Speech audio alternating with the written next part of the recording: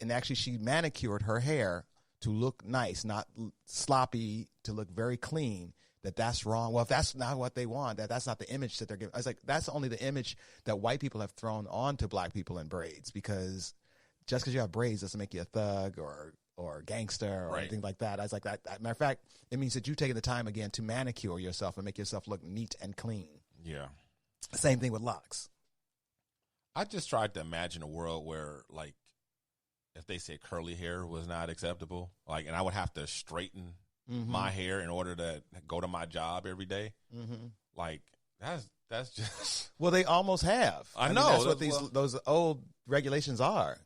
Your hair is not acceptable. Right. Well, they have. I know they have for women and different things, but not for me personally. Right. So I'm like trying to put myself in that. You know what I'm saying? That imagine if I had to go through that or whatever. That is not.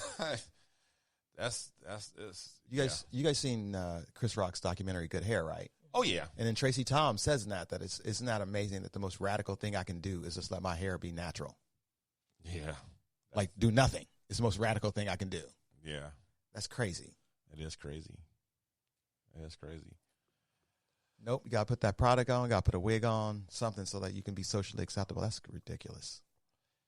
Yeah, there's some weird, I don't know. Society has some weird thing. I've kind of wondered the same thing about beards as well.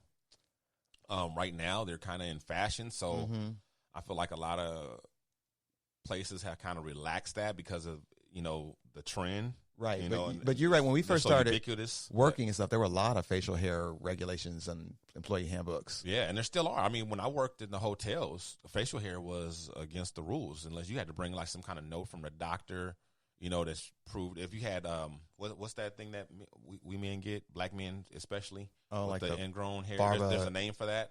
I can't think of it. Barbara something, folliculitis something. Right. You had to bring, like, if you wanted to, have your beard because of that, you had to bring a note from your doctor, your dermatologist, whatever.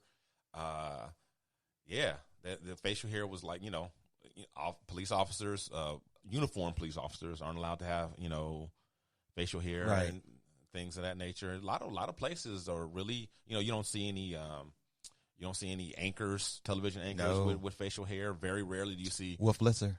Yeah, and it's still mostly it's men of color that when you do see on television, right? And it's usually because of that skin issues. Yeah, you see, but you don't see too many white men with facial hair. Unless it's a special character that they're playing. That requires it. You know what I'm saying? Like if he's supposed to be homeless or something like that, but. Have you ever been discriminated against because of your hair on the job? No, facial hair has never been a problem. Boom, boom. What about your natural hair, though? No, the only thing that I could say is that when I change my hairstyles, I just get treated differently. In what way? In a lot of ways. I mean, it's just, Can you give an example? Hair makes people feel comfortable, and so it's just unfortunate that I'm happy that California is banning the discrimination, but it's just sad that we even have to go this far. Can you give an example? Like, do you think like people treat you better when you have a weave? Or oh, definitely. Oh, that's what you mean. Okay. Like what? Like they're nicer? You get more discounts? What happens? It's just, I guess, like the stereotypes that are on black people. Mm-hmm.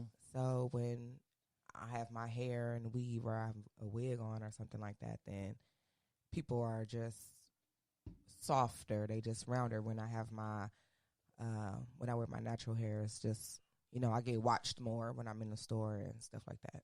And it's not, let me be clear about my own statements. It's not just the way white people treat black people with that, because black people are just as guilty with that issue. For sure. Just as guilty with that.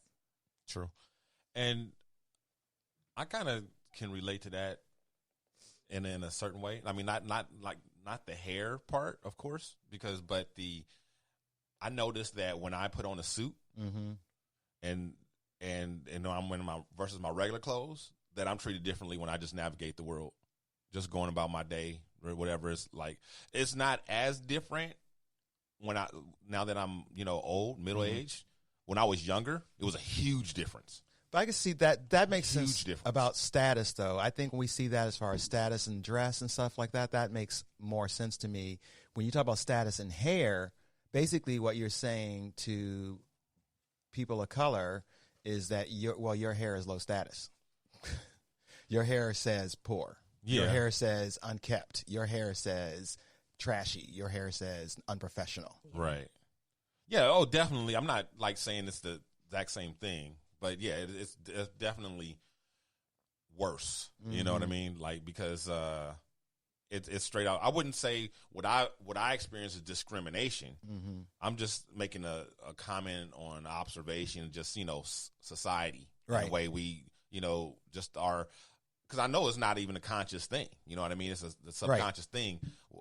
My experience, what I'm talking about, and even with the hair thing, I think it's probably subconscious on a lot of levels for a lot of people too. It absolutely is. But it's systemic. Yeah, definitely. It's systemic. Yeah, and it's not. And it also, we've talked about this many times, and you've done even special shows about light skin, dark skin, that kind of stuff, and that's pervasive in other cultures as well. You find that in Latin cultures, light skin, dark skin, and things like that, and hair texture and stuff like that. That's not just an American thing, actually. But dealing with it here, it's become a real issue. I remember the conversation I was saying that I had to argue with my friend was about the military. Okay. And he was saying that the military can require black women to wear a wig or get a perm. And I'm like, that's some bullshit. You fighting for your country. You ain't got time to get no perm. Right. And what does it? A lot of maintenance. Like, what does it matter? Right. Yeah. Like, there's been times when when I went to one of my clients' house and when I had my hair done or I had my weave in and I needed to get into the gate, and one of the neighbors would open the gate and let me in. But it's been times when I didn't have when I just had my natural or I just had a twist out or something, and the neighbor, I would be like, "Hey, can someone let me in?" And they would just look at me and go the other way. I don't know you. Mm-hmm. I'm like, I'm the same person that was here 2 weeks ago. John, I know you. But maybe they didn't recognize you. I had a girlfriend in college who would do her own weave, and people did recognize her, but they would say things like, "Man, your hair grow fast." Yeah. They just didn't so know. different. My face is the same. Yeah, but I mean, a hairstyle can change your look. Definitely. I think it does. Definitely. And that's I think everybody. Yeah. Everybody's, hair makes them look different. Different styles, different whatever. So, but yeah. So anyway, yay. Basically overall, yay, California. Thank you, California. Good work. Right? About time. Oh, my God.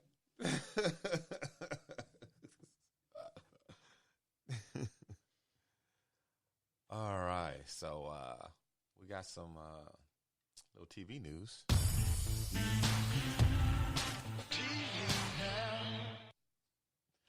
The Chilling Adventures of Sabrina Part 3 gets a January premiere date. Hail Satan. Hail Satan. Hail Satan. Thank hell for this. Did you did watch all of that, right, Pip? I watched all of season 1. I never made it through all of season 2. Okay. Yeah. But I will catch up. I like Sabrina. Yeah, me too. I like it. Did you have Netflix now? Did you ever get into it?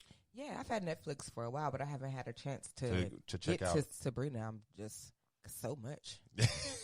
There's a lot. Yeah, Netflix has a lot. There's a lot. And now I got my Fire Stick, so it's just right. So what are you digging on right now? I'm going through American Horror Story right now. Okay, which season? I'm on Roanoke. Okay. Which number is that? You know, it's 5, 3. How many are there now? It's like 9. Yeah. Oh my goodness! It's, wow, I remember when that show first started. And now I'm waiting for Snowfall to come back. I'm itching. Fiending, right? I've been watching more Hulu lately because I've been trying to catch up on some of my broadcast TV that I miss. Right. It's a new animated series that I love on Fox called Bless the Hearts. You heard of this one? I haven't. Kristen Wiig, Maya Rudolph, Ike Barinholtz. Oh my, it's hilarious. Love about this some white Maya. trash family in North Carolina. Mm-hmm. And, they love each other. They're just white trash. and they're poor and they're struggling. But I thought it was funny. Maya Rudolph kills it. Yeah, I love me some Maya. Yeah, I'm gonna have to check it out. Bless the Hearts. Bless Fox. the Hearts. Okay. And I saw it come up on Hulu, and I thought it was a Hulu original show, and I saw it was Fox. And I saw all the many weeks. I actually binged it yesterday because I was like, I just sat down and watched the entire season up till now. So I'm caught up to Christmas. Well, there's a show that we've mentioned in passing way back, probably like a year or so ago, from the creator of Game of Thrones, George R.R. Martin. It's called Night Flyers. Mm-hmm. Okay, it's another book that he had written, and somebody took it and turned it into a show. So to let you guys know, I don't remember what it originally aired on, but it was something it wasn't like broadcast television. I think maybe it was cable or something, mm-hmm. pay TV or something. Anyway, so it's on Netflix now. So if you were interested in watching that show and you didn't have access to it, it's now on Netflix, and Netflix hasn't made like much, to do about it. So just to let you guys know that that's there. I can't personally speak on it. I haven't started watching it yet. I just have it in my queue to check out. So I don't know how good it is. From what I hear from reliable sources, mm-hmm. it's decent. It's not Game of Thrones. It's good, and it's supposed to be like a horror space show, but I hear it's not really scary. That's what I hear. So from Nephew Deuce, who's like I said, a lot reliable source. But other than that, I don't really know much. But I hear it's worth checking out. So well, the other show I've been watching with Jason, we watch it together, is Making It. You guys know this show on NBC? Making It sounds familiar. Making It is like a cross between the Great British Bake Off and like Project Runway. It is a crafting challenge show, and I know that sounds like lame. It does. But I have to tell you, these people are so fucking creative. Wow. Yeah. And they come up with, like, the last episode I just watched, they do a quick challenge. They call it the smarter build or whatever they call it. And this was, they had to make a piggy bank that showed their dreams, hopes, and ambitions. And so they have to think outside the box. They're just making a pigs. Like somebody made a house that had that you can look through the windows, had a fireplace inside and paneling and things like that. And it had to be a functioning bank. And then their bigger challenge on top of that, they had to create a children's bedroom. And that either for themselves as a child or for a child that's special to them. And so they go straight all out, and they use, I guess, non-traditional materials and stuff like that, like paper and plywood, or build like robots or whatever. But and it's like it's not just like people doing decoupage for an hour. And it's hosted by Amy Poehler and Nick Offerman from Parks and Rec. It's actually I'm just watch the episode. It's actually a really good show. If you like Project Runway or you like Great British Bake Off, you would like this show. Okay. Yeah. That's very creative. Interesting. Very, very creative. Doesn't sound like it's for me, but it sounds interesting. I might check out an episode. I'm just always amazed that these people can come up with all these. This is one woman. She is a specialist with balloons. She can make anything with balloons. Anything. Wow. And you think, like, that doesn't go. That can't work. But she makes it work. And it's beautiful. Beautiful. Yeah. Okay. Making It, NBC. Making It, NBC. I think it's this is the second season. I think it's one of those things they just do at the holidays. Yeah. Well, you so busy nowadays, Pip. I'm surprised you got time to watch anything. Jason and I, that's how we spend our time. Me trying not to fall asleep in the bed watching these shows. Right. So yeah, that's it. And that's I only see him like once a week now. Mm-hmm. That's it.